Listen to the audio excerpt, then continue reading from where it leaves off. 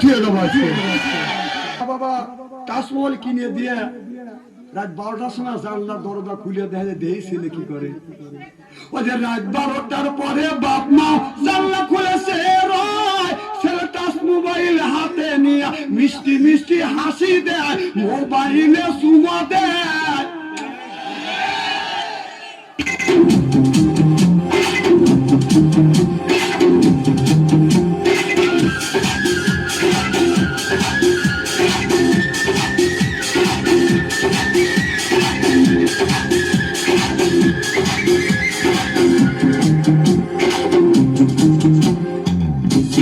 ভালোবেসে বিয়ে করেছি আমি।